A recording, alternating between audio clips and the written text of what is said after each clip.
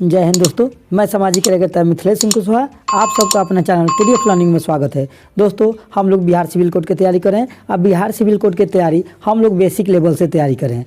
जैसे कि आप जानते हैं कि मैथ और हिंदी में मैं बहुत से टॉपिक पढ़ाकर ख़त्म कर दिया हूँ, साथ ही साथ आपको व्हाट्सएप पर PDF भी दिया हूँ। अब हमें क्वेश्चन प्रैक्टिस कराना है, लेकिन मैं PDF आपको भेज देता था जिससे हम डिस्कस नहीं कर पाते थे, उस सवाल को समझा नहीं पाते थे। इसलिए आज स्क्रीन रिकॉर्डिंग के बारे में पता चला है और मैं इसके माध्यम से आपको अच्छा से अच्छा समझाने के प्रयास करता हूं। तो मेरे दोस्त, अब हम पढ़ते हैं, यहाँ शुरू करते हैं। देखिए मेरे दोस्त, पहला क्वेश्चन, देव जो महान है यह किस समास का उदाहरण है? ऑप्शन नंबर ए अव्ययभाव समास, बी तत्पुरुष समास, और सी बहुव्रीहि समास, और डी कर्मधारय समास। मेरे दोस्त, मैंने आपको पढ़ाया है, यदि आप अच्छे से पढ़े होंगे तो आपको जानकारी होगा। देव जो महान है यह किस समास का उदाहरण? सबसे पहले अब आपके दिमाग में जाना चाहिए कि समास कितने प्रकार के होते हैं। तो मेरे दोस्त, समास कितने प्रकार के होते हैं तो आपको हम द्वंद्व से बताए थे। द्वंद्व समास, द्विगु समास, यानी समास 6 प्रकार के होते हैं। द्वंद्व समास, द्विगु समास, अव्ययभाव समास, तत्पुरुष समास, बहुव्रीहि समास, कर्मधारय समास। तो ये द्वंद्व द्विगु तो है नहीं इसमें, लेकिन इसमें दे रहा है देव जो महान है यह किस समास का उदाहरण है। तो आप बताने का प्रयास कीजिए। नहीं आ रहा है तो नहीं आ रहा है, तो मैं आपको बताने का प्रयास कर रहा हूँ। देव जो महान है यह कर्मधारय समास का उदाहरण है। किसका है? कर्मधारय समास का है। अब कर्मधारय समास किसे कहते हैं? तो जिस समास में प्रथम पद विशेषण तथा दूसरा पद विशेष होता है उसे हम क्या कहते हैं मेरे दोस्त? कर्मधारय समास कहते हैं। ठीक है, अब चलिए हम दूसरा क्वेश्चन देखते हैं। दूसरा क्वेश्चन क्या है? हाँ, संपन्नता का विलोम शब्द कौन सा होगा? तो यहाँ ए में दे रहा है मेरे दोस्त आफत, बी में दे रहा है वितति, सी में दे रहा है आपत्ति, और डी में दे रहा है निर्धनता। तो मेरे दोस्त, अब ये बताने का प्रयास कीजिए कि इसका विलोम शब्द कौन होगा। संपन्नता का विलोम शब्द तो आपको याद करना ही पड़ेगा मेरे दोस्त। यदि नहीं याद कीजिएगा तो कैसे बनेगा? तो देखिए, संपन्नता का विलोम शब्द होता है, आप बताने का प्रयास कीजिए। ABCD में से कौन सा होगा? कमेंट कीजिए। उसके बाद में मैं तो बताऊंगा ही। तो देखिए, आपका होगा निर्धनता। क्या होगा मेरे दोस्त? आपका क्वेश्चन होगा निर्धनता होगा। क्या होगा? निर्धनता होगा।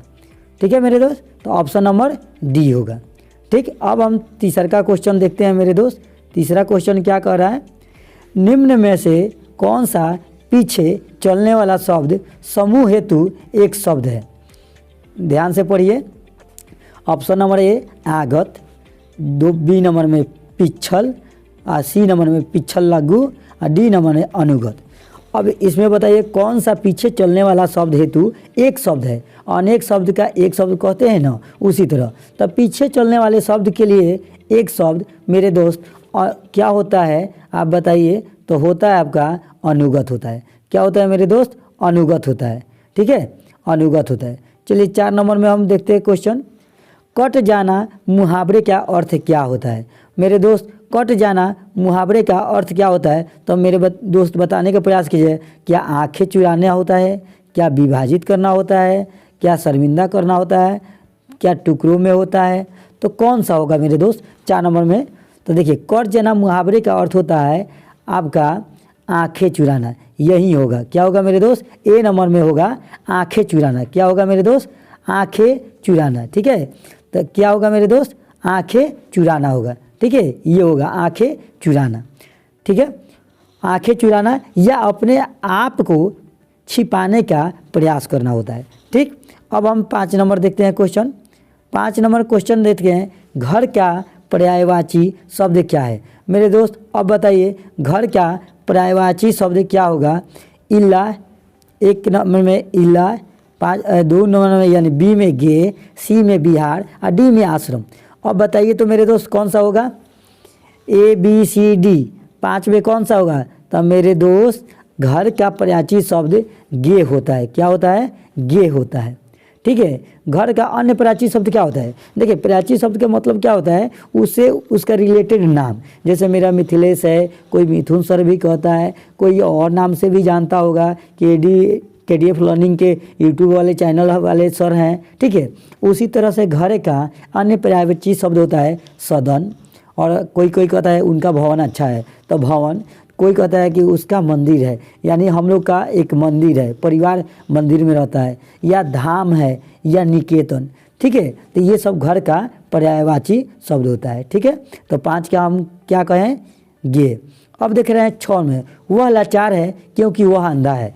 इस वाक्य में कौन सा अव्यय है? कारणवाचक, संकेतवाचक, संबंधवाचक, परिमाणवाचक। मेरे दोस्त अब आप बताने का प्रयास कीजिए कि कौन सा होता है। तो 6 नंबर में, वह लाचार है क्योंकि वह अंधा है, इस वाक्य में कारणवाचक वाक्य है। कौन सा वाचक है? तो मेरे दोस्त कारणवाचक वाक्य है। कारणवाचक वाक्य में क्योंकि, जो कि तथा इसलिए का प्रयोग होता है। ठीक है, यहाँ क्या हुआ था, क्योंकि वो अंधा है, तो जो, क्योंकि, जो कि तथा इसलिए का प्रयोग होता है किसमें?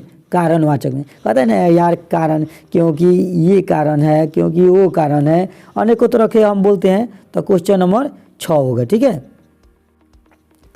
अब 7 नंबर क्वेश्चन देखते हैं। अरण्य रोदन मुहावरे का अर्थ है।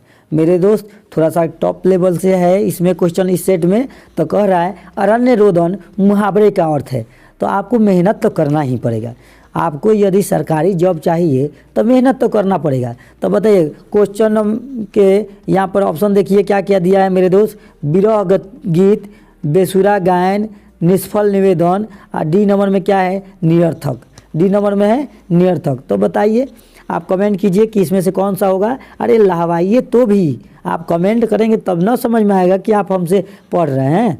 तो ठीक है, अरण्य रोदन मुहावरे का अर्थ है, क्या होगा मेरे दोस्त? निष्फल निवेदन। क्या होगा? निष्फल निवेदन। ठीक है मेरे दोस्त, निष्फल निवेदन होगा। ठीक, अब हम चलते हैं 8 नंबर क्वेश्चन में, देखते हैं। अक्ल पर पत्थर पड़ना। कहते नहीं हैं तुम्हारे अक्ल पर पत्थर पड़ गया है, इस मुहावरे का अर्थ क्या होता है? तो मेरे दोस्त बताने का प्रयास कीजिएगा। प्रतिभावना होना, ठीक है, बुद्धिमान होना, बुद्धि भ्रष्ट होना, मूर्ख होना। कौन सा होगा चारों में? तो बताइए, तो चारों में कौन सा होगा? बताने का प्रयास कीजिए, जल्दी कमेंट कीजिए। तो देखिए 8 नंबर में आपका होगा अक्ल पर पत्थर पड़ना, मुहावरे का अर्थ है बुद्धि भ्रष्ट होना। क्या होता है मेरे दोस्त? बुद्धि भ्रष्ट होना। तो कौन सा क्वेश्चन होगा? Answer C, option number C, बुद्धि भ्रष्ट होना होगा। इस मुहावरे का अर्थ होता है आम बोलचाल की भाषा में भी हम लोग प्रयोग करते रहते हैं। ठीक है, अब क्वेश्चन नंबर हम 9 देखते हैं। पृथ्वीराज रासो किसकी रचना है? ये बताइए, पृथ्वीराज रासो किसकी रचना है? तो जयदेव का है, चंद्रबाई दाई का है, केशव दास का है, भगवती का है। बोलिए किनका है मेरे दोस्त? तो पृथ्वीराज रासो किसकी रचना है? तो पृथ्वीराज रासो चंद्रबरदाई की रचना है। किसका है? चंद्रबरदाई की रचना है। ठीक है मेरे दोस्त, अब हम 10 नंबर में देखते हैं। आग लगनते झुपरा जो निकले सो लाल, लोकगीत का अर्थ क्या है? तो बताइए, बहुत नुकसान हो जाए तो बचा हुआ भी व्यर्थ है। क्या हुए? नुकसान होते होते जो बच जाए वही बहुत है। नुकसान हो जाए तो बड़ा कष्ट होता है, आग लगने पर सब नष्ट हो जाता है। तो क्वेश्चन आप ध्यान से पढ़िए। आग लगनते झुपरा जो निकले सो लाभ। तो भाई आप इसको बताने का प्रयास कीजिए, जल्दी से ना बताइए।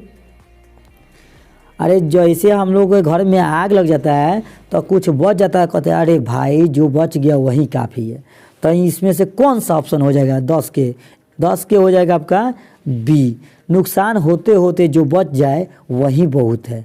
ठीक है, एक तो नुकसान हो रहा है और उसमें बच गया तो आपके लिए फ़ायदे ही न है।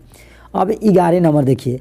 आ बैल मुझे मार, लोकगीत का अर्थ क्या है? एक तरह से मुहावरा ही कहा जाता है लोकगीत का। ठीक है, तो इसमें क्या होगा मेरे दोस्त? छेड़छाड़ करना, जानबूझकर मुसीबत में पड़ना, बलशाली के सामने वीरता दिखाना, कायर होते हुए भी बल का प्रदर्शन करना। अब आ बैल मुझे मार, लोकगीत का अर्थ क्या है? जल्दी से ना बताइए, जल्दी से ना बताइए। तो मेरे दोस्त इसका मतलब होता है जानबूझकर मुसीबत में पड़ना। कोई देखिएगा व्हाट्सअप वीडियो पर वायरल करता है, जाकर बैलवा को पुई पुई पिनकाएगा लोग। ठीक है, वो बैठा रहेगा, एक क्याली उठाकर पटक देगा। अब वो आराम से बैल बैठा हुआ था, गाय बैठा हुआ था, भैंस बैठा हुआ था, तो जाकर खुदियाने की क्या ज़रूरत है? इसलिए उठाकर फेंक दिया। तो कौन ख़राब किया? ठीक है, तो ये रहा 11 नंबर। चलिए 12 नंबर देखिए। जो मरने वाला हो जो मरने वाला हो वाक्यांश के लिए एक शब्द है। अब बताइए कौन सा होगा मेरे दोस्त। जो मरने वाला होगा उसके लिए मुमूर्ष, म्रियमाण, मृतप्राय, ठीक है। उसके बाद मरणसान, कौन सा होगा? तो बताइए जल्दी कमेंट कीजिए। जो मरने की स्थिति में उसे मरणासन कहा जाता है। क्या कहा जाता है? मरणासन कहा जाता है। 13 नंबर में देखिए, वर्तनी की दृष्टि से शुद्ध शब्द चुनिए। तो भैया अब शुद्ध शब्द, ऐसे भी बिहार के लड़के बहुत गलत लिखते हैं, एक तो हम ही हैं, आप लोगों को छोड़िए। वर्तनी की दृष्टि से शुद्ध शब्द बताना है तो बताइए इसमें समुदाय सही है कि ज्योतिषी सही है कि बुनियाद सही है कि मुसीबत सही है? बताइए तो शुद्ध शब्द कौन है, जल्दी बताइए।